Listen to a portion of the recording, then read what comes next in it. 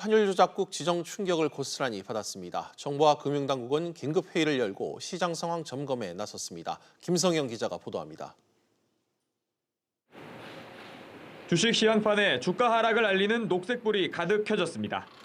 코스피는 장중한 때 1900선이 무너지는 등 널뛰기 장세를 거듭한 끝에 전거래일보다 29.48포인트 내린 1917.50의 장을 마감했습니다.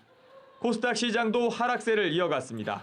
전거래일보다 18.29포인트 내린 551.50으로 마감했습니다.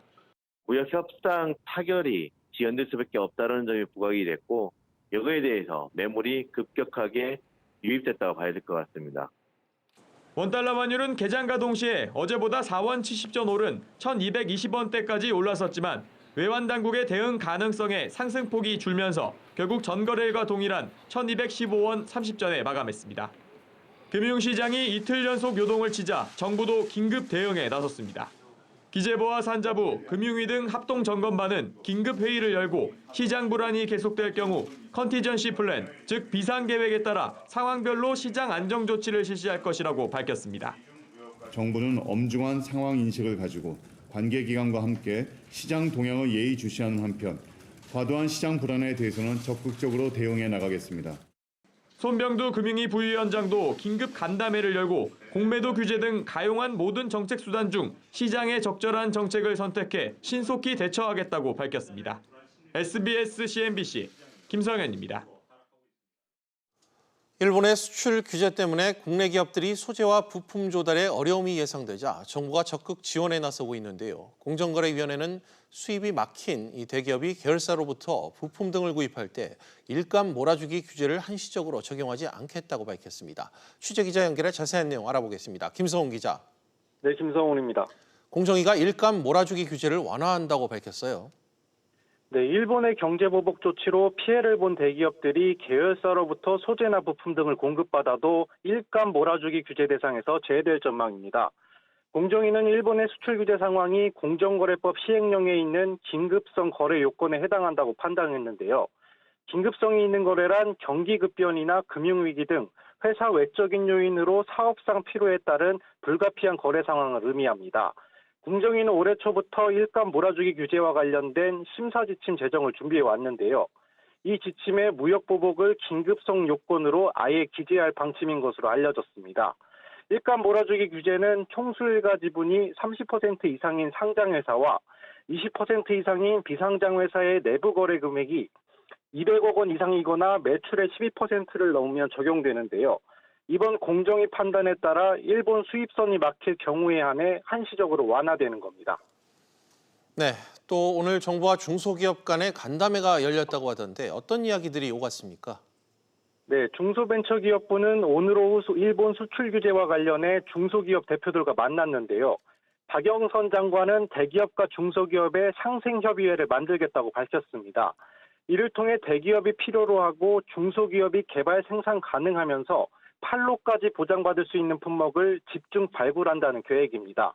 박 장관은 또 소재부품 장비 전용 벤처펀드와 중소기업의 기술을 정부가 먼저 사서 대기업에 연결해주는 후불형 연구개발 제도도 추진하겠다고 밝혔습니다. SBS CNBC 김성훈입니다. 이낙연 국무총리가 국내외 경제 여건을 고려해 자동차 업계의 파업 자제를 요청했습니다. 이 총리는 오늘 정부 세종청사에서 열린 국무회의에서 내외 경제 여건이 엄중한 터에 일본의 경제 공격까지 받고 있어 대화와 협력이 절실히 필요하다며 이같이 밝혔습니다. 이 총리는 현대차와 기아차, 한국GM 등 세계 완성차 노사가 이달 중순 파업을 예고한 것을 두고 안팎의 어려움을 감안해 노조는 파업을 자제하고 사측은 전향적으로 협상에 임해 해결책을 찾아달라고 말했습니다. 올 상반기 우리나라의 경상수지 흑자 폭이 7년 만에 최저치를 기록했습니다. 올 들어 수출 부진이 지속된 영향을 크게 받았다는 분석입니다. 취재기자 연결합니다. 류정훈 기자, 상반기 경상수지 흑자 규모 얼마나 되는 겁니까? 네, 한국은행은 올 상반기 경상수지가 217억 7천만 달러 흑자를 기록했다고 밝혔습니다. 반기 기준으로 2012년 상반기에 96억 5천만 달러를 기록한 이후 최저치인데요. 경상수지 흑자 규모가 대폭 감소한 것은 올해 들어 지속되고 있는 수출 부진 영향이 큽니다. 상반기 수출은 2,777억 2천만 달러로 2016년 하반기 이후 최소치를 기록했습니다. 세계 교역량 부진과 반도체 단가 하락, 중국 수출 감소 등이 영향을 미쳤다는 게 한은의 설명입니다. 상반기 수입도 2,406억 6천만 달러로 2017년 하반기 이후 최소치를 기록했는데요. 수출과 수입이 동반 부진하면서 상반기 상품 수지 흑자 규모도 370억 6천만 달러에 그쳤습니다. 2013년 상반기 이후 6년 만에 최소입니다. 네, 이루 기자. 또 우리나라의 경우 서비스 수지가 이 만성 적자인데 올 상반기에는 좀 나아졌습니까? 네, 서비스 수지는 123억 5천만 달러 적자를 기록했지만 2016년 하반기 이후 적자 규모가 가장 작았습니다. 사드 배치 갈등으로 중국이 한국 단체 관광을 금지한 이후 큰 폭으로 줄어든 중국인 입국자 수가 회복된 것이 주된 요인입니다. 한편 올해 한은이 제시한 경상수지 흑자 규모는 대략 590억 달러인데요. 상반기 흑자 규모를 봤을 때 하반기에는 372억 달러를 넘겨야 합니다. 그러나 본격적으로 미중 무역 갈등이나 일본의 수출 규제 영향을 받게 되면 이마저도 달성이 쉽지 않다는 전망입니다. SBS CNBC 류정은입니다. 무인 환전기의 환전 금액 한도가 늘고 관세법을 위반해 벌금을 내야 할 때 지불 수단도 다양해질 것으로 보입니다. 취재 기자 연결해 자세한 내용 짚어보겠습니다. 신윤철 기자. 앞으로 해외여행 떠날 때 자주 이용하는 이 무인 환전기 환전 한도가 늘어난다고요? 네, 그렇습니다. 무인 환전기를 이용하는 경우에는 원래 1인당 하루에 미화 1,000달러까지만 가능했습니다. 하지만 이제는 2배 늘어나 2,000달러까지 가능한데요. 관세청은 해외 여행객과 국내 외국인 여행객의 편의를 위해서 변경했다고 밝혔습니다. 편의성이 늘어난 점은 또 있는데요. 사실 관세법을 위반해 벌금 등을 낼 때 기존에는 현금 납부만 가능했습니다. 하지만 이제는 신용카드와 직불카드로도 세금 납부가 가능합니다. 네, 또 이 기업들을 위한 관세 환급 신청 절차도 간소화된다고요? 네, 관세청은 이달 들어 수출 중소기업의 관세 환급 신청 절차를 간소화시켰습니다. 기존에는 다양한 세율이 적용돼 세금 환급 절차가 복잡했던 107개 품목에 대해 환급액 조정 절차를 생략한 것인데요. 관세청은 이번 변경 조치로 기업들의 환급 비용이 절감될 것으로 예상된다고 밝혔습니다. 또 관세청은 지난달에는 기업들의 FTA 활용을 돕기 위해 원산지 증명서 간이 대상 물품을 확대했는데요. 기존에는 161개 공산품만 지정됐으나 하반기부터는 82개 품목이 추가됐습니다. 간이 대상에 지정되면 제출해야 하는 원산지 증빙 자료가 최대 12종에서 1종으로 간소화돼 수출기업 입장에서는 편의성이 증대되는 효과가 있습니다. SBS CNBC 신윤철입니다. 요즘 해외 직구로 의약품을 구매하는 사례가 적지 않은데요. 의사의 처방전이 필요한 전문 의약품까지 구입이 가능하다 보니 소비자 안전이 위협받고 있습니다. 취재 기자 연결해 자세한 내용 들어보겠습니다. 김정현 기자. 네, 김정현입니다. 의약품 해외 직구 실태가 심각한 수준이라고요? 네, 한국소비자원이 해외 불법 사이트와 구매 대행 사이트를 통해 전문 의약품 30종을 직접 주문해봤더니 모든 제품을 처방전 없이 살 수 있었다고 밝혔습니다. 특히 조사 대상 품목 가운데 19개는 국내뿐만 아니라 판매국 기준으로도 의사의 처방이 필요한 약이었는데요. 근육 강화용 스테로이드와 임신 중절약까지 다양했습니다. 이 같은 의약품이 쉽게 들어올 수 있었던 이유는 제도적 허점 때문이었는데요. 현행 관세법에는 의약품의 경우 $150 미만으로 3개월 미만 사용분은 수입 신고가 면제된다고 되어 있어 구입이 가능했습니다. 그렇군요. 악용될 소지가 커 보이는데 얼마나 위험한 겁니까? 네, 소비자원은 해외 직구로 구입한 의약품 대부분이 불법 의약품일 가능성이 높다고 밝혔는데요. 이번 조사에서는 30개 제품 중 10개가 용법이나 부작용 등을 설명한 첨부 문서가 없었고요. 6개 제품은 원래 포장이 아닌 다른 포장으로 바뀌어서 배송됐습니다. 또 14개 제품은 의약품에 의무적으로 있어야 할 식별 표시조차 없었습니다. 결국 용법이나 용량 등의 정보 확인이 불가능하기 때문에 구매한 사람들이 의약품을 오남용할 수 있다는 얘기입니다. 한국소비자원은 이번 조사 결과를 토대로 관세청에 전문의약품 통관 관련 규정을 개선할 것을 요청했고 식약처에는 전문의약품 불법 판매 사이트에 대한 지속적인 모니터링과 차단, 그리고 부작용 위험에 대한 교육과 홍보 강화를 요구할 방침입니다. SBS CNBC 김정현입니다. 삼성전자가 세계 최초로 6세대 V-NAND 기술을 기반으로 한 PC용 솔리드 스테이트 드라이브 SSD 양산에 성공했다고 밝혔습니다. 100단 이상의 셀을 한 번에 뚫는 단일 공정으로 생산되는 이 제품은 속도와 생산성, 절전 능력이 향상돼 향후 고사양 PC와 스마트폰에 쓰일 것으로 보입니다. 이번 성공은 기존 5세대 V 낸드를 양산한 지 14개월 만에 이뤄졌습니다. 오는 10월부터는 한 아이에 대해 부모가 동시에 육아휴직을 사용할 수 있게 됩니다. 고용노동부에 따르면 지난 2일 국회 본회의를 통과한 남녀 고용평등법 개정안 부대의견에 같은 영유아에 대해 배우자가 육아휴직 중인 근로자에 대해서도 사업주가 육아휴직을 허용하라는 내용이 담겼습니다. 고용부 관계자는 오는 10월 1일 남녀고용평등법 시행 전까지 시행령에 반영할 예정이라고 밝혔습니다. 지난달 서울 아파트 중위 가격이 8억 5천만 원을 넘어 역대 최고치를 기록했습니다. KB국민은행에 따르면 7월 서울 아파트 중위 가격은 8억 5,715만 원으로 지난해 같은 달 7억 5,700여만 원에 비해 1억 원 올랐습니다. 중위 가격은 주택을 가격 순서대로 나열했을 때 중간값을 말합니다.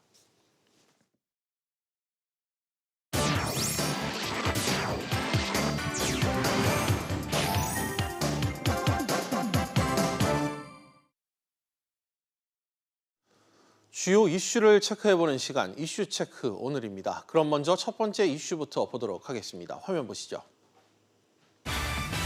반도체 반격 카드.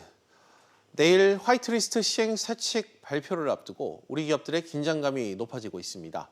이런 가운데 사태가 장기화되면 오히려 일본 반도체 소재 업체들이 도산 위기에까지 내몰릴 수 있다는 분석도 지금 나오고 있는데요. 산업부 오수영 기자와 자세히 알아보도록 하겠습니다. 오 기자. 네. 먼저 우리 반도체 기업들의 소재 수입선 다변화 어느 정도 이뤄진 상태입니까? 네, 삼성전자와 SK하이닉스는 지난달 초 일본의 수출 규제가 시작된 핵심 소재 3가지의 대체제 테스트를 이달 말에 마무리하는 것으로 알려졌습니다. 우리 기업들은 일본이 핵심 소재의 수출 절차를 복잡하게 만들기 이전부터 소재 수입선을 다변화하려는 노력을 해왔는데요. 일본산 이외의 대체재를 찾기 힘들다고 했던 EUV, 그러니까 극자외선 첨단 공정이나 그 연구 과정에 들어가는 포토레지스트의 경우에도 일단은 두 회사 모두 벨기에나 네덜란드 등지에서 수개월치의 충분한 재고를 확보한 것으로 전해지고 있습니다.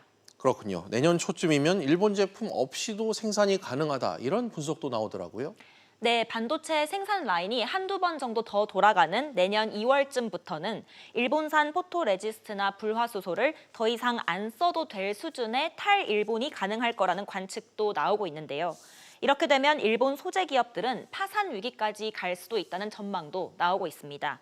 공수가 뒤바뀌어서 우리나라가 오히려 일본에 반도체로 역공격도 할 수 있다는 건데요. 전문가 이야기도 한번 들어보시죠.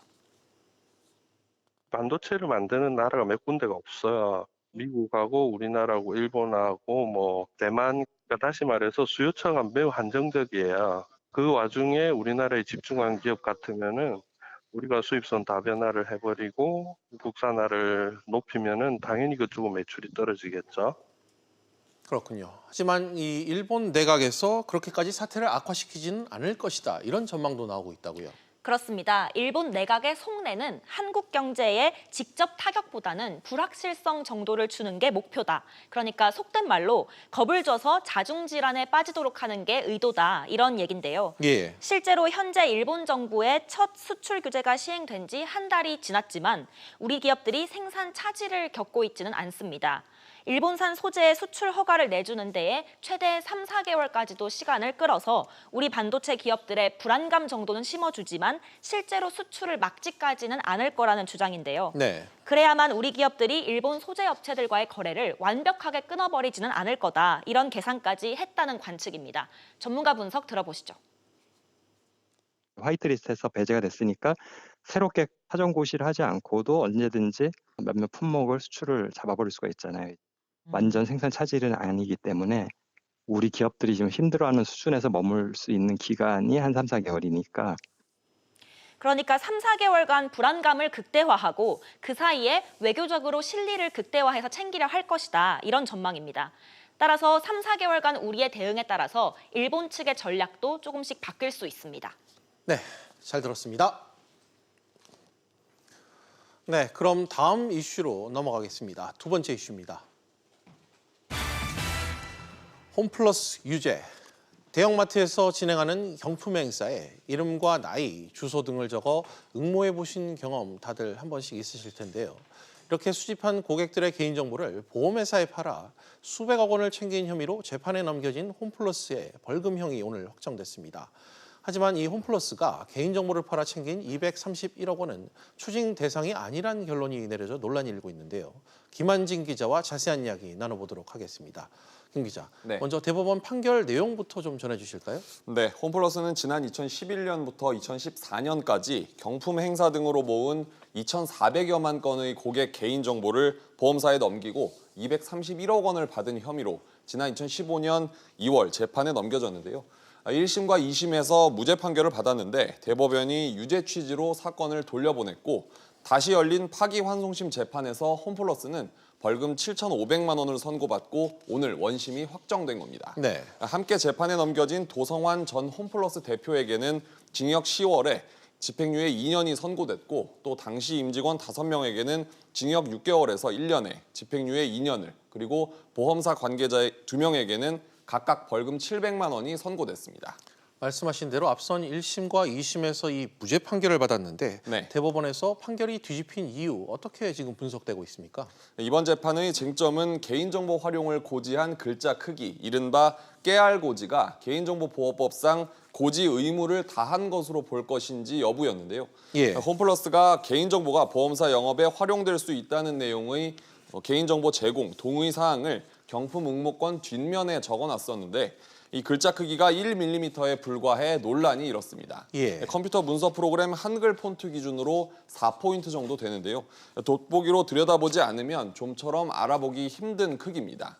그런데 1심과 2심은 경품 응모권에 법률상 알려야 할 사항들이 모두 적혀 있고 또 1mm 크기 글자도 읽을 수 없는 수준은 아니라며 무죄를 선고했습니다. 그러니까 깨알 같은 글씨를 읽을 수 있다 이렇게 해석을 한 건데요. 대법원 판단은 달랐습니다. 대법원은 단순 경품 응모 행사로 알고 참여한 소비자가 1mm 크기로 적힌 내용을 짧은 시간에 정확히 파악하기는 힘들었을 것이라며 개인정보 제공 동의를 명확하게 인지할 수 있도록 해야 한다는 법적 의무를 위반했다고 보고 사건을 서울중앙지방법원으로 다시 되돌려보냈습니다. 서울지법은 대법 판단 취지대로 홈플러스에 벌금 7,500만 원을 선고했고 대법원이 이를 확정한 겁니다. 그렇군요. 그런데 이 홈플러스가 고객들의 개인정보를 팔아서 번 돈이 지금 230억 원이 넘는데 네. 이 부분에 대한 추징은 왜 이루어지지 않은 겁니까? 검찰이 홈플러스가 챙긴 231억 원에 대한 추징을 주장했는데요. 재판부는 개인정보의 경우 형법상 몰수가 가능한 자연적 물건이 아니기 때문에 이를 팔아서 얻은 돈도 추징할 수 없다고 판단했습니다. 네. 검찰은 추징을 허용해달라며 상고했지만 대법원도 개인정보는 몰수할 수 있는 물건이 아니라는 원심 판결을 확정했습니다. 네, 잘 들었습니다. 네, 비즈플러스 계속해서 오후 토론으로 이어가겠습니다. 오후 토론은 시청자 여러분들도 의료 문자 100원으로 의견 보내주시면 실시간 토론에 참여하실 수 있습니다. 샵 3698번으로 많은 참여 부탁드리겠습니다.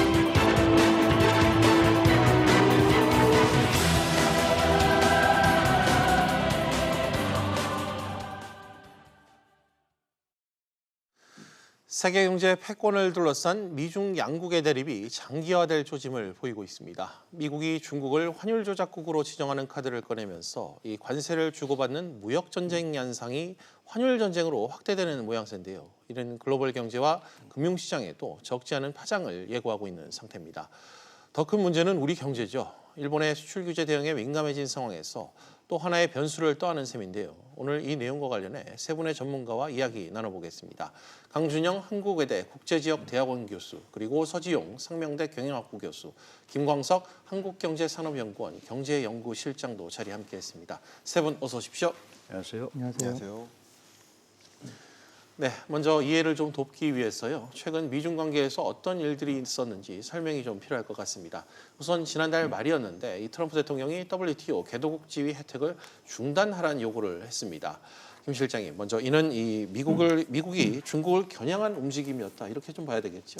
일단 그렇게 보는 것이 맞는 것 같습니다. 미중 무역 분쟁이 장기전이 되면서 또 다른 어떤 제재를 가해야 될 텐데 WTO 기준상 이미 중국이나 한국도 마찬가지 여러 나라들이 이미 경제력이나 아니면 수출 파워나 여러 가지 면에서 선진국적 지위를 가지고 있음에도 불구하고 개도국적인 어떤 혜택을 받고 있다라는 측면에서 오피셜리 공식적으로 WTO의 의견을 제안해야 되기 때문에 이런 공식적인 그런 기준을 마련한 것뿐인데 그러면서 중국이 아닌 그 밖의 나라들도 이 개도국 지위를 이제 벗어나야 되는 그런 상황에 놓여 있는 건 맞지만 어쨌든 중국을 겨냥한 그런 무역 분쟁이 장기전이 되는 그런 양상 속에 있는 일이다 이렇게 판단 내려지는 겁니다. 예, 사실상 뭐 최근의 환율 전쟁에 앞서서 예고편 성격이었다는 그런 생각이 좀 드는 것 같습니다. 그리고 지난달 30일과 31일이었죠. 이틀에 걸친 일정으로 이 중국 상하이에서 미중 양국이 고위급 무역 협상을 진행을 한 바 있습니다. 한 교수님, 이때 역시 뚜렷한 돌파구는 마련되지 않았었죠? 네, 뭐 구조적으로 뚜렷한 돌파구가 나오기 어려운 구조였습니다. 잘 아시다시피 5월 9일에 11차 협상이 결렬이 되고요. 그다음에 오사카 G20 회담에서 시진핑과 트럼프가 만났죠. 만나서 계속 하자라는 모멘텀 유지 차원에서 이번에 이제 30일, 31일에 한 건데 다만 이제 전체적인 흐름을 보면 애초에 작년 3월 22일에 트럼프 대통령의 행정명령에 서명하면서 이제 미중 무역 전쟁이 본격적으로 시작이 됐는데 그때는 뭐 지적재산권 문제 이렇게 큰 범위에서 움직여 갔어요. 근데 중국이 물러나려고 하지 않고 이러다 보니까 지금은 이제 뭔가 가시적인 성과를 자꾸 내세우는 쪽으로 간단 말이죠. 예를 들면 미국의 요즘 주장은 농산물 많이 사라, 약속 지켜라. 뭐 이제 이런 쪽으로 가고 있고 중국은 관세 우리가 협의해주면 뭐 철폐한다고 얘기를 해줘야 될 거 아니냐.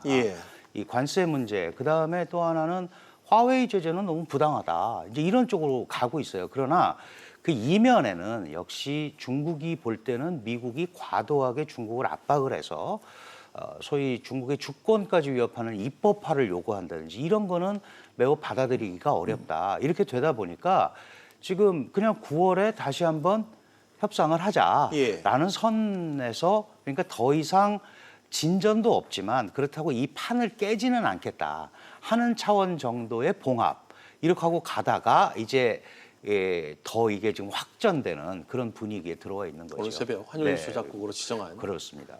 상황이 여기까지 온 것 같습니다. 상황을 조금 더 끌고 가볼까요? 이 직후에 트럼프 대통령이 3천억 달러 규모의 중국 제품에 10%의 관세를 부과할 것이라는 예고를 했습니다. 이 미국이 이미 2,500억 달러 규모의 이 중국산 제품에 25%의 관세를 부과하고 있었는데 서 교수님, 이게 미국이 별도로 추가 관세 조치에 들어간 건데 이렇게 되면 사실상 모든 제품에 관세가 매겨지는 건 아닌가요? 예, 그렇죠. 이게 중국이 반발하고 있습니다. 그래서 그 추가 관세가 부과됐을 때 중국도 자국의 어떤 이익을 이제 지켜내기 위해서 필요 반격 조치를 하겠다 이렇게 공식적으로 선언한 바 있고요. 이제 그거와 이제 관련해서 이제 최근에 이제 미국산 농산물 이제 그 수입을 중단했죠.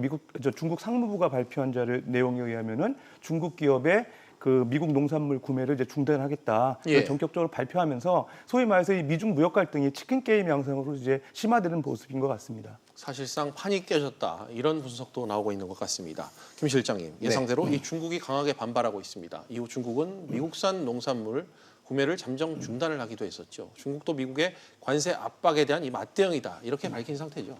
중국 입장에서는 미국으로부터 들여오는 그 수입액의 절대적인 비중을 차지하는 것이 바로 농산물이고요. 농산물 중에서도 특히 1위 품목이 이제 대두에 해당됩니다. 대두는 소위 말하는 이제 콩 같은 건데요.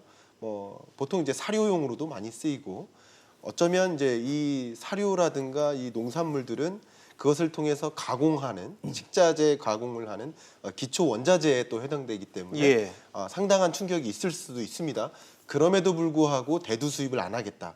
대두 수입액만 봐도 월 평균 한 200만 톤 정도 됩니다. 그래서 오사카 회담 이후에도 이미 6월 말부터 약 30만 톤 정도의 대두가 이미 운행되고 있는 중입니다. 수송 중에 있습니다. 근데 이거마저도 이제 관세를 지급하고 8월 중에 있을 뭐 200만 톤, 300만 톤 정도에 있을 그 예정되어 있는 그 대두 수입액을 차단하겠다. 그러니까 결국 이런 것들은 굉장한 차질을 빚습니다. 아시겠지만 공산품은 물론 모든 것들이 유통기한이 있지만 농수산물은 유통기한이라는 것이 있기 때문에 갑자기 이런 것을 수입을 제한하면 상당한 이 산업에 마비가 오는 겁니다. 그런 식으로 우리도 공격을 하겠다라는 그런 전면전 양상이 펼쳐지고 있는 것이죠. 수급은 물론 제품의 자체에도 타격을 줄 수 있는 농산물의 특성이 있기 때문에 그 부분을 좀 고려했다는 얘기를 집어서 해주신 것 같습니다. 이 연장선상에서 강 교수님께도 좀 여쭙도록 하겠습니다. 중국이 같은 대응이 트럼프 대통령에게 실질적인 좀 타격으로 작용할까요? 어떻게 보십니까? 중국은 그렇게 판단을 하고 있는 것 같습니다.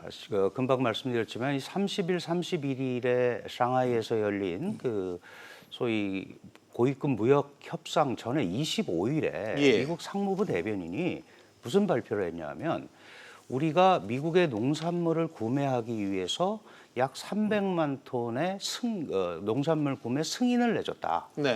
그리고 돼지고기 수입이나 이런 거를 위해서 미국 기업과 얘기하고 있다. 이런 얘기를 그러니까 일종의 미국에 대해서 화해 제스처를 보냈단 말이죠. 그런데 그게 전혀 안 됐고 그다음에 환율 조작국 그 지정 이런 것까지 이제 철퇴를 맞게 되니까 당연히 중국의 입장에서는 우리도 물러날 수 없다. 지금 두 분 말씀하셨습니다마는 그런 입장을 취한 거고요. 지금 전반적으로 보면 그 올 4월, 5월부터 흘러가는 모양새가 이런 거죠. 트럼프가 매우 강공을 퍼붓지만 그 세밀한 부분에서는 세련되지 못한 부분들이 중국이 감지를 했습니다. 그러니까 매우 좀 즉흥적인 면이 있다라는 거죠.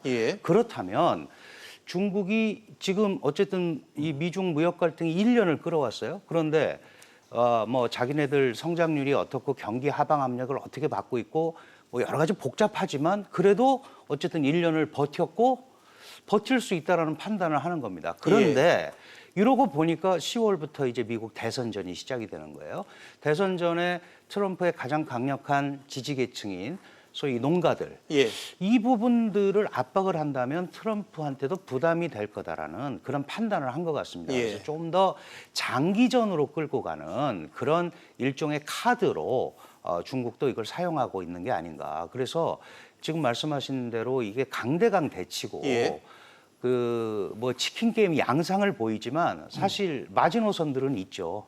이게 이렇게 정말 계속 이렇게 가게 되면 이건 분명히 문제가 생긴다는 건 알고 있지만 이게 모든 이런 경제 문제를 경제에 국한시키지 않고 정치와 연결을 시키다 보니까 셈법이 굉장히 복잡한 것 같습니다. 알겠습니다. 저간의 사정과 배경 그리고 트럼프 미국의 취약점을 중국에 물고 늘어지고 있다는 부분까지 좀 지적을 해주셨습니다. 그리고 바로 오늘이죠. 이 미국이 중국을 환율 조작국으로 지정하면서 파장이 지금 커지고 있습니다. 이 부분은 서 교수님께 여쭙겠습니다. 일단 이 환율 조작국이라는 게 뭐고 지정을 받았을 경우 어떤 조치들이 좀 시행이 되는 건지 쭉 설명을 좀 해주세요. 먼저 환율 조작국이라는 거는요.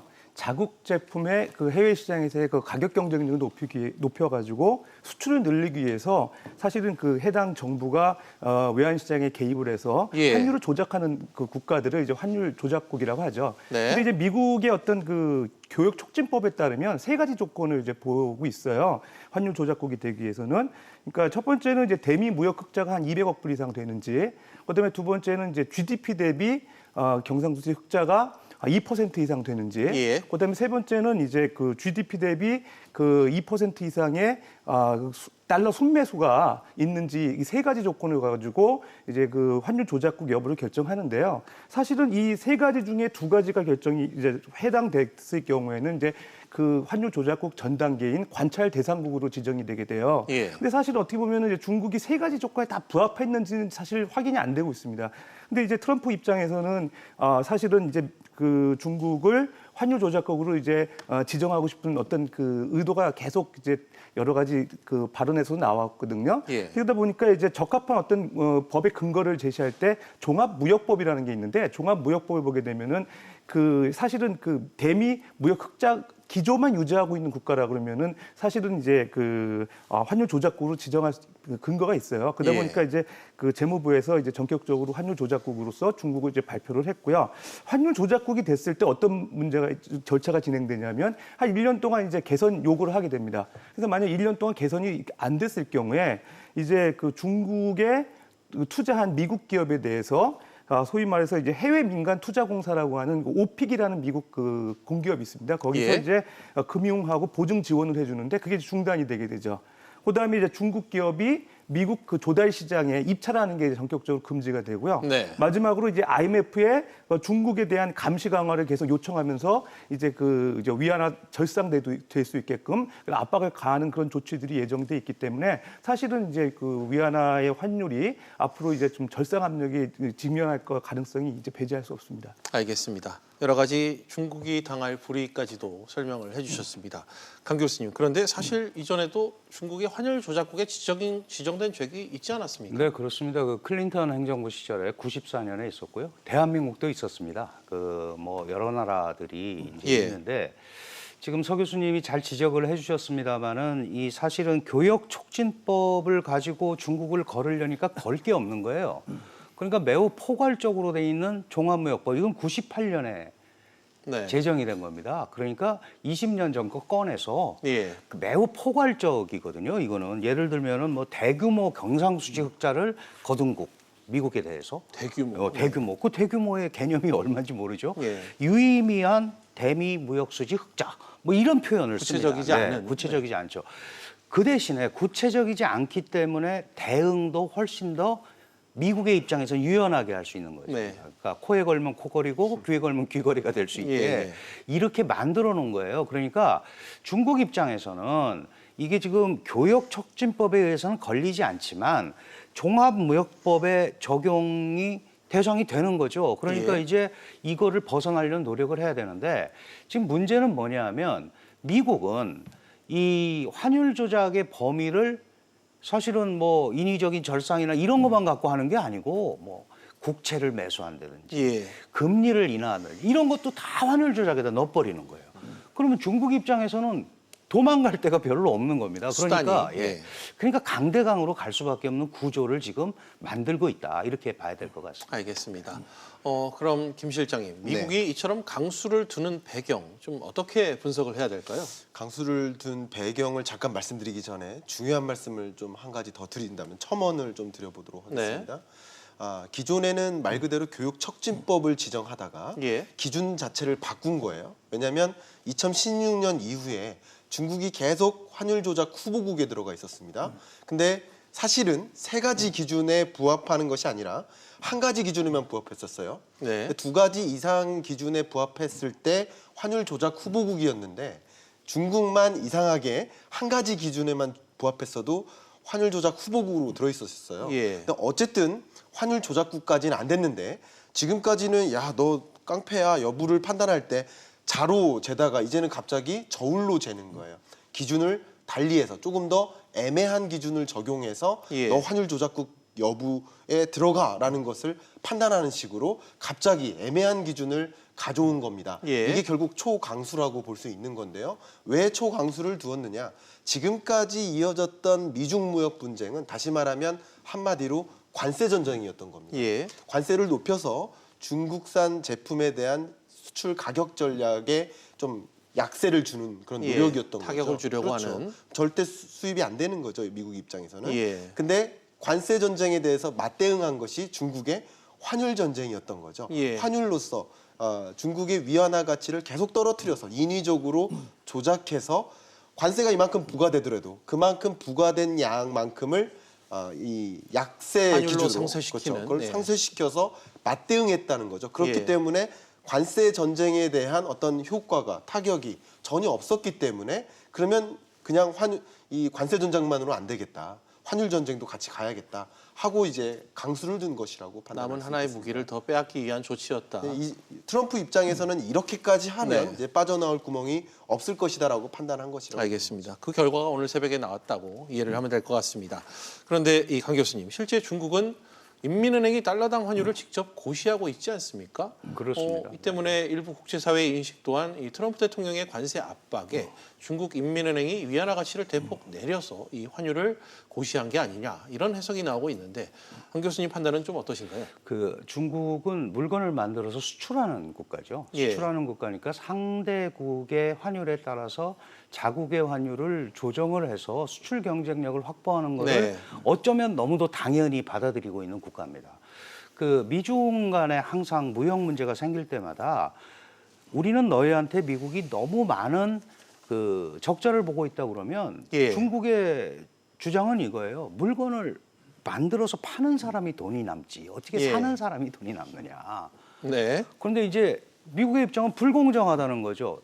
아니 어떻게 어제 끝난 환율을 가지고 해야 되는데 어제 끝난 환율을 자기네가 계산해서 오늘은 이거부터 시작이야. 다시 이렇게 고시해서, 고시를 예. 한단 말이죠. 그러다가 그게 급기야 그 7원 그 1달러당 그러니까 7위안 그 예. 소위 뭐 심리적 마지노선 이런 표현도 하는데 네. 이거를 중국도 어려워했고 그런데 실제로 그게 깨져버렸단 말이죠. 네네. 그러니까 미국에서 들리는 소식에 의하면 트럼프 대통령이 트위터에다가 집정 뭐 3천억 불 이거 하겠다라고 한 거를 굉장히 만류하고 그랬다고 얘기를 들었어요. 예. 그럼에도 불구하고 이게 7위안을 용인하는 것을 보니까 예. 중국이 적극적으로 이 부분을 해결을 안 하려고 하는구나. 그리고 계속 관세 압박을 받으니까 환율을 통해서 그 상쇄시키려고 하는구나. 그 부분을. 예. 물론 그 부분에 대해서도 윌버 로스 재무장관, 상무장관이나 뭐 미국의 여러 그 경제 관료들이 상계 관세 부과하겠다고 얘기했어요. 예. 그런데도 중국은 해보자 이거죠. 지금 일단은. 예. 이제 이런 상태까지 갔기 때문에 그 기본적인 중국 중앙은행의 역할은 당연히 관리라는 개념을 또 사회주의 통제경제의 개념을 갖고 있기 때문에 쓰지만 그런 부분들이 미국에는 전혀 다른 개념으로 이해되는 평행선을 걷고 있는 겁니다. 그러니까 이런 부분에 대한 얘기가 되지 않으면 이게 이제 환율 다음에는 금융입니다. 예. 이렇게 확산될 수밖에 없는 지금 기로에 서 있는 거죠. 알겠습니다. 양측의 그 무역과 관련한 간극이 좀 큰 것 같습니다. 여기서 또 하나 짚어봐야 될 점이 이 트럼프 대통령이 중국의 환율 조작국 지정 시점에 미 연준의 통화 정책에도 불만을 함께 표시했다는 겁니다. 사실 트럼프 대통령이 지난 1년 가까이 이 미 연준의 금리 인하를 압박해오기도 했었고요. 그래서 이번 행동 역시 이를 위한 또 노림수가 아니냐 이런 평가도 나오고 있습니다. 이 질문은 서 교수님께 좀 드리고 싶은데 제가 방금 말씀드린 이 부분과 관련해 교수님은 어떻게 좀 평가하십니까? 예, 지금 위안화 절상되는 부분에 대해서 상당히 트럼프 대통령이 희망하고 있고요.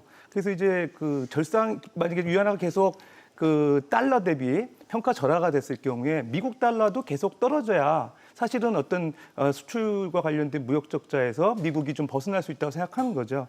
그러니까 사실은 어떻게 보면은 위안화 그러면 왜 그 가치가 절하됐을 때 수출에서 어떤 이득을 보는 거냐 중국이 예. 실제로 우리가 가격 경쟁력이 있어가지고 물건을 더 많이 파는 걸 이제 그런 문제를 빼더라도 쉽게 예를 들어서 중국이 자국 물품을 이제 수출을 해가지고 미국으로부터 수출 대금 1달러를 받는다고 했을 때 1달러를 이제 그 자국 통화가 하락된 상황에서 다시 이제 그 위안화로 환전했을 때 이전보다 훨씬 많은 이제 수출 대금을 받게 되는 거거든요. 네. 그러면서 이제 무역 수지가 개선되는 효과가 있기 때문에 결과적으로는 이제 어떤 통화가 더 평가 절하가 되느냐에 따라서 상대적으로 환전했을 때 이제 수출 이런 그 가격 경쟁력, 수출 경쟁력이 생기게 되는 거죠. 그러다 보니까 이제 중국의 입장에서는 최근에 이제 미국이 관세를 더 부과하면서 가격 경쟁력에 제한되는 부분을 실질적으로 이제 환전했을 때 수출 그 가격을 더 많이 받기 위해서 이제 달러 대비 이제 원화 가치를 절하하는 그런 조치를 이제 취하게 됐기 때문에 사실은 이 트럼프 대통령 입장에서도 금리를 계속 인하하게 되면 사실 미국 달러가 이제 떨어질 가능성이 있으니까 그런 조치를 좀 요구하는 거죠. 그래서 연준에서 이제 뭐 다음 해 이제 경기가 사실 좋은 상황이에요. 미국이 그렇지만은 이제 어떻게 보면 이제 특수한 위안화 절하라는 그런 이슈 때문에 추가적으로 이제 금리가 인하될 가능성이 있다고 하면 달러 가치도 또 떨어졌을 때 이제 트럼프 대통령이 원하는 방향으로 갈 수 있을 것 같습니다. 달러와 약세를 통한 경쟁력 확보와 그거에 따른 이제 금액을 더 많이 얻기 위한 수출 경쟁력 차원에서의 발언을 좀 해주신 것 같은데 어찌됐건 이 미중 무역 전쟁이 환율 전쟁으로 전선을 확대하는 양상을 보이면서 글로벌 경제, 금융 시장에 적지 않은 파장이 지금 미칠 것으로 보이고 있습니다. 김 실장님, 실제 어제 그랬고 오늘까지 시장이 크게 흔들렸잖아요. 어떠세요? 일단 미중 무역 분쟁의 양상이 돌이키기 어려운 다리를 건넌 것이 아닌가 하는 그런 판단까지 들어설 만큼 말 그대로 이 불확실성이라는 것이 최고치, 최고점까지 이르는 것으로 보여집니다. 미중 무역 분쟁뿐만 아니라 소위 말하는 이제 하드 브렉시트 우려도 같이 맞물려서 돌아가고 있고 또 한일 무역 전쟁도 마찬가지고 또 그런 와중에 또 북한은 뭔가를 또 발사하고 있고 이런 것들이 글로벌 경제 그리고 국내 경제에 상당한 파장을 계속 주고 굉장히 불확실하게 느끼면서 자연스럽게 안전자산에 대한 선호 현상이 또 강화되면서 주식 투자로부터 많이 자금이 이탈하는 그런 모습들이 바로 이 금융시장에 영향을 준 것으로 이렇게 판단 내려집니다. 알겠습니다. 미중일 삼각파고가 우리 금융시장에 몰려오는 것 같습니다. 무엇보다 이 위안화 급락 이 부분은 우리 외환시장에도 큰 충격을 주고 있습니다. 강 교수님, 우리나라가 궁극 경제에 의존하는 부분이 크지 않습니까? 때문에 원화가 위안화 움직임을 따라가는 이 동조 현상을 보이는 것도 사실인 것 같은데 이 부분과 관련해 좀 한 말씀을 해주시죠. 네, 여러 가지 요인이 있습니다만은 한국 대중 수출의 약 79%, 80%가 중간재입니다. 결국은 한국의 중간재들이 가서 중국에서 가공이 돼서 미국이나 유럽으로 수출이 되는 건데요. 지금 무역 갈등, 통상 분쟁이 생기고 나서 1년 동안 올 상반기에 작년 대비해서 미중 간의 무역액이 약 수출입 전부 공이 14% 정도 마이너스 성장을 했습니다. 이러다 보니까 당연히 중국은 가격 경쟁력을 확보하기 위해서 위안화를 만질 수밖에 없는 거겠죠. 이제 그 부분에 대해서 미국 트럼프 행정부가 좀 강력히 반발하면서 환율 조작국 지정을 한 거고요. 한국도 마찬가지입니다. 이런 삼각 구조에서 한국의 대중 수출이 이루어지려면 자연스럽게 우리 원화의 조정이 불가피한 그게 인위적 이런 걸 떠나서 경쟁력 확보 차원에서 갈 수밖에 없는 이런 구조를 따라가는 거죠. 그걸 보고 이제 우리가 동조 현상을 보이는 거다라고 이렇게 얘기할 수 있는데 실질적으로 한국은 수출로 속된 말로 먹고 사는 국가다 이렇게 얘기하지 않았습니까? 그러니까 결국은 대한민국의 수출 경쟁력 확보에는 지금 서 교수님 지적하셨지만 환전했을 때 기존에 1달러 할 때 받은 돈보다 훨씬 더 많이 받게 되는 방향을 택할 수밖에 없는 거죠. 그리고 지금 글로벌 경기가 다 나쁘니까 어떤 중앙은행도 자국 가치를 강하게 유지하려는 또 국가들은 없어요. 그러니까 전부 다 이게 중국뿐만 아니고 약세 기조를 유지하려고 그러고 트럼프도 그러고 싶은데 달러가 제일 세니까 상대적으로 강한 모습들을 자꾸 보여준단 말이죠. 사실 중국한테도 굉장한 부담이 됩니다. 이게 계속 떨어지고 미국 금리가 자국 금리보다 높으면 자본 유출의 위험성이 늘 있는 거거든요. 그래서 이 부분을 어떻게 처리할까? 그런데 우리는 미국과 중국에 수출해야 되는 문제 때문에 이 부분이 직접적으로 더 영향을 많이 받을 수밖에 없는 그런 구조적 틀 안에 갇혀 있다 이렇게 봐야 될 것 같습니다. 알겠습니다. 중국 환율 조작국 지정 움직임이 우리 금융시장에 영향을 크게 미칠 수밖에 없는 배경을 좀 설명해 주셨습니다. 서 교수님, 어제 기준으로 환율이 달러당 1,200원을 수직 돌파했고 오늘도 크게 출렁였지만 어제와 같이 보합 마감을 했지만 여전히 변동폭은 큰 것 같습니다. 시장 상황을 좀 짚어주세요. 고점 기준으로 1,200원 돌파한 거는 한 3년여 만이라고 합니다. 그러니까 2016년 3월 3일 한 1,227원까지 갔었던 적이 있는데요. 그 이후로 이제 1,215원이 넘었던 거는 이제 가장 높은 수준이라고 얘기하죠. 근데 이제 사실 어떻게 보면 위안화가 달러당 7위안이 넘어가면서 시장에 이제 그 불안감이 확산된 경향이 있어요. 그러니까 예. 그 불확실성이라는 게 이제 투자자 입장에서 상당히 불안감을 유발하는데, 그런 이제 불확실성이 어느 정도 되느냐 그랬느냐. 사실 그 지표라는 게 이제 미국 그 옵션 거래소에 보게 되면 그 믹스 지수라는 게 있습니다. 옵션 가격이 이제 변동성 수준을 보여주는 지수인데, 흔히 이제 이걸 갖고 공포 지수라고 하는데요. 이게 최근에 한 40% 이상 이제 급등하면서 예. 상당히 시장의 불확실성이 높아지다 보니까 아까 말씀하신 대로 안전자산에 대한 투자 선호가 이제 투자자들 사이에서 확산되는 거죠. 예. 그러다 보니까 이제 우리나라에 투자가 됐던 자금들이 외국인들이 이제 자금이 이탈이 되면서 주로 이제 그 안전자산이라고 하는 이제 그 엔화로 많이 옮겨탄 것 같아요. 그러니까 엔달러 환율이 최근 이제 그 105까지 이제 105 엔대까지 떨어지면서 상당히 이제 엔화가 강세로 돌아서고 있거든요. 그런 걸로만 보게 되면은 사실 어떻게 보면 그 위안화 환율이 이제 달러당 7위안까지 이제 올라가면서 그 불확실성이 확대되고 안전자산 선호 심리가 확산되고 있는 국면이죠. 그러다 보니까 이제 미국 국채 가격도 많이 올랐고요. 그다음에 이제 금값도 많이 폭등을 했고요. 이런 것들이 어떻게 보면은 이제 국내 증시라든지 글로벌 증시에 상당히 부정적인 영향을 주고 있기 때문에 전체적으로 보게 되면 금융시장에 상당히 불안정한 요인으로 작용하고 있습니다. 알겠습니다. 아시다시피 우리나라 경제 상황이 대내외적으로 좋지 않습니다. 반도체 가격 하락에 이은 수출 여건은 악화되고 있고 투자나 소비 등 경기 침체도 지속되고 있는 상황이죠. 여기에 일본의 수출 규제 조치 그리고 잠잠했던 미중 간 무역 분쟁도 지금 격화될 조짐을 보이고 있습니다. 또 얼마 전 글로벌 신용평가사 피치에서 지금의 미중 무역 분쟁이 장기화될 경우 이의 영향으로 우리나라 성장률 전망치가 0.24%포인트 더 낮아질 수 있다. 이런 전망을 내놓기도 했는데요. 김 실장님, 사실 일부에서는 이보다 더 성장률 감소폭이 클 거다. 이런 전망도 제기를 하고 있는데 실장님께서도 이렇게 좀 보고 계신 건 거죠? 저희 경제 전망이라는 것을 이제 보고서를 통해서 예. 혹은 제 책을 통해서 한 10여 년 동안 발표를 해온 상황인데요. 이렇게 다차방정식, 고급방정식인 적이 없었던 것 같습니다. 변수가 많아졌죠. 굉장히 복잡해진 공식이 성립이 돼가고 있는데요. 일단 대외 부문은 안 좋습니다. 보시는 것처럼 이미 경상수지 흑자폭이 완전히 쪼그라들었고 이 2019년 하반기도 개선되기 굉장히 어려운, 상반기보다 하반기가 더 어둡지 않습니까? 예. 그러니까 이제 대외 경기가 굉장히 안 좋은 상황이고요. 특히 세계 경제 성장률 기준으로 보면 IMF가 이미 2018년을 3.6, 2019년을 3.2%로 예. 전망을 하고 있습니다. 근데 이렇게 세계적으로 안 좋아지고 있고 향후 예를 들어 IMF가 10월 달에 세계 경제 성장률 전망치를 다시 발표할 때는 3.1이나 3.0까지 하향 조정될 것으로 제가 보고 있는데요. 예. 이렇게 세계 경제가 이렇게 쭈그러드는 모습 속에서 우리 대외 여건이 굉장히 안 좋고요.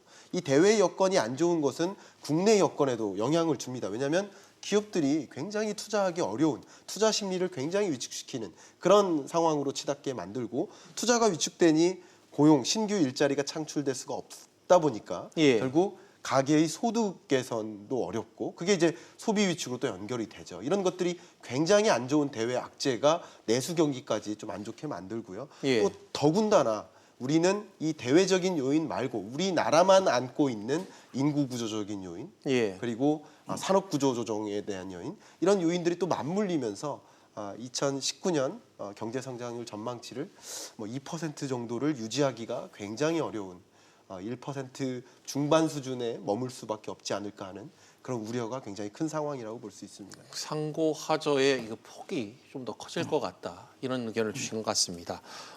이런 이유 때문일까요? 하느니 금리를 더 내려야 된다. 이런 목소리도 커지는 것 같습니다. 서 교수님, 이와 관련된 입장을 좀 얘기를 해주신다면요. 예, 일본의 수출 규제도 계속 지속이 되고 있고요. 미중 무역 갈등이 점차 심화되고 있으니까 하반기 그 경기가 계속 안 좋아질 거라는 의견들이 많죠. 특히 예. 투자, 수출, 소비가 이제 위축된 상황에서 금리를 좀 낮춰가지고 경기 부양을 해야 되지 않느냐, 이런 목소리도 도처에 나오고 있어요. 예. 그 다음에 이제 최근에 이제 위안화 절하된 거에 대해서 환율 조작국 지정됨에 따라서 향후에 이제 위안화가 이제 절상될 가능성이 대비해서 우리가 이제 어떻게 보면 위안화하고 좀 동조할 가능성이 보이기 때문에 이제 원화도 이제 가치가 절상될 가능성이 있잖아요. 그럼 수출에 상당히 이제 부정적인 영향을 주기 때문에 그 금리를 추가적으로 낮춰야 되지 않느냐, 이런 목소리들이 나오고 있는 거죠. 더군다나 또 최근에 이제 미국이 기존에는 이제 미국 경제가 좋기 때문에 연준이 금리를 동결하지 않겠냐 생각했었는데 계속 트럼프 대통령이 이제 그 미국에 추가적으로 금리 인하를 통해서 달러 가치를 떨어뜨려야 된다 이런 목소리가 나오니까 미국이 이제 어떻게 보면은 이제 금리 인하하면서 달러 가치 떨어지는 거에 대비해서 우리도 이제 또 금리를 더 추가적으로 인하할 수 있는 여력이 생기는 거죠. 그런 것 때문에 아마 전문가들 목소리가 많이 나오는 것 같은데요. 근데 이제 구체적으로 그러면 금리 인하했을 때 과연 이런 어떤 상황을 극복할 수 있느냐? 제가 볼 때 통화 정책의 금리를 낮춰가지고 경기를 부양시키는 한계가 있는 것 같고요. 그다음에 또 너무 이제 금리 낮추게 되면 우리나라 입장에서는 이제 그 어떤 국내에 들어와 있는 외국인 자금이 해외로 유출되는 자본 유출의 또 가능성도 있기 때문에 신중하게 고려해야 될 사항인 것 같습니다. 알겠습니다. 강 교수님께는 오늘 대화의 주제죠. 미중 무역 분쟁과 관련한 얘기를 좀 여쭙겠습니다. 양국 간에 좀 이견이 좁혀질 수 있을지 향후 좀 양국 간의 일정과 관련해 한 말씀 부탁드립니다. 일단 터닝 포인트가 이제 9월 1일에 그 소위 3천억 불에 대한 추가 관세 부과인데요. 그 전에 모멘텀이 한번 있을 수 있습니다. 예를 들면 지난번 오사카 G20 회담에서 미중 정상회담에서 얘기했던 게 화웨이의 제재 완화거든요. 그래서 미국의 35개 기업이 약 50건의 화웨이에 대한 구매 신청을 해놨어요. 그걸 원래 윌버 로스 미 상무장관이 이번 주에 결정하겠다고 얘기를 했는데 지금 이 환율 조작국이 튀어나온 거거든요. 제가 이 말씀을 왜 드리냐면 어쨌든 지금 상황에서 높은 수준의 합의를 하기는 어렵습니다. 결국은 미국은 지금 농산물 구매라든가 이런 것들이 급한데 그렇다면 적어도 우리한테도 명분을 줘야 된다. 그 차원이라면 화웨이 제재에 대한 긍정적인 답을 미국이 조금 해주고 그럼 농산물 구매나 이런 걸 통해서 9월에 그 협의를 하면서 낮은 단계의 협의를 통해서 가는 이런 모습인데 지금 트럼프 대통령은 관세 중국한테 많이 받는 것도 그렇게 나쁘지 않다. 이런 또 얘기를 하고 있단 말이에요. 그리고 중국도 버틸만하다. 이렇게 얘기한다면 매우 지지부진하게 그러나 전면전을 붙어서 누구 하나가 깨지는 그런 모습을 보이는 형세는 안 할 거다. 이 상황에서 한국은 매우 지금 여러분들이 말씀하셨지만 어려운 상황에 처하게 돼 있습니다. 그래서 굉장히 다각적으로 이 전략을 세워야 될 때가 아닌가 이런 생각이 듭니다. 알겠습니다. 오늘 세 분 말씀 여기까지 듣도록 하겠습니다. 세 분 나와주셔서 고맙습니다. 감사합니다.